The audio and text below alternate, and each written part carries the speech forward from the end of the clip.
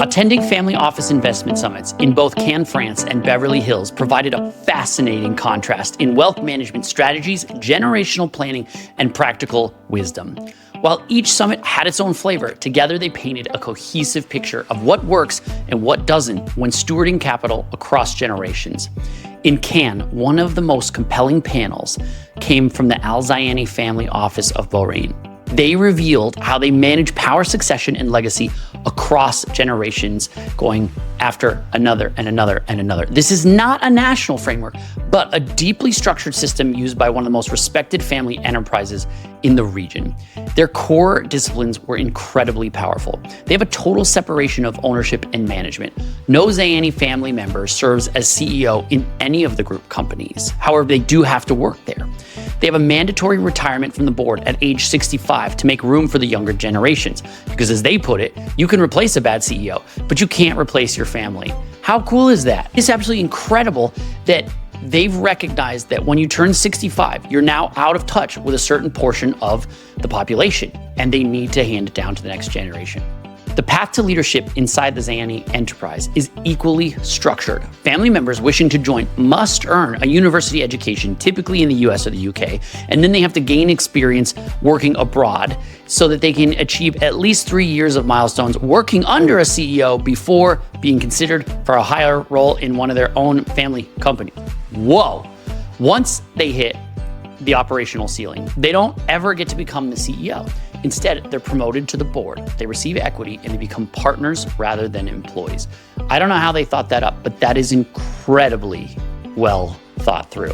Board members are then expected to create and launch new businesses within the group, each run through the same system of governance. Their roles remain non-executive, focused on strategy and doors open, while professional CEOs are the ones that execute. This creates a repeatable innovation engine fueled by structure, not by entitlement.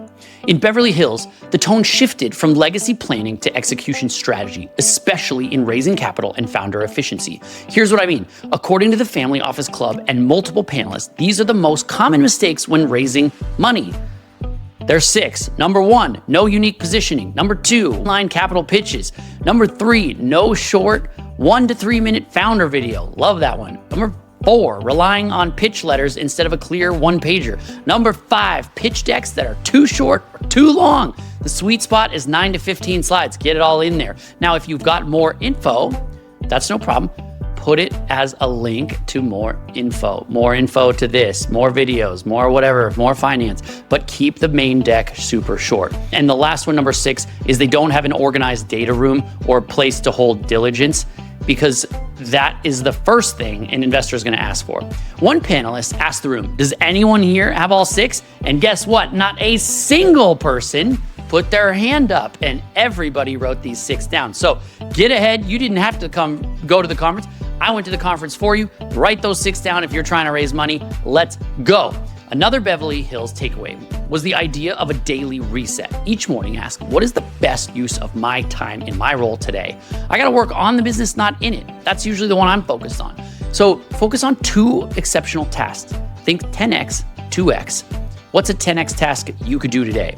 Only do what excites you, because that focus forces you to delegate everything else. And finally, outwork and outlearn everyone. If nothing else, grit will get you there. If grit is not one of your personal core values and the first core value at all of the businesses that you own, operate, or run, invest in, whatever it is, make sure that grit is part of your core values right away. It will get you there. So, in essence, think like a billionaire founder. Move fast, work smart, and stay dialed in on high leverage actions. Whether in Cannes or Beverly Hills, the message that echoed throughout every panel was power, wealth, and family legacy are not inherited. They are structured, protected, and grown with intention. Let that sink in for a second.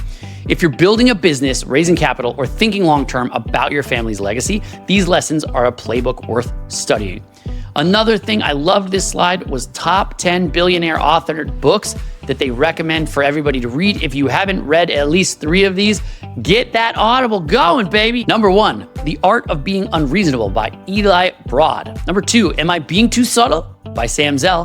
What It Takes by Steven Schwartzman. Shut Up and Listen by Tillman Fertitta, owner of the Houston Rockets and Landry's Seafood. Love that guy. How to Invest by David Rubenstein. 0 to 1 by Peter Thiel, Berkshire Hathaway, Letters to Shareholders, a classic by Warren Buffett, How to Win at the Sport of Business by Mark Cuban, Principles of Life and Work by Ray Dalio, and number 10, The 10X Mentor by Grant Cardone.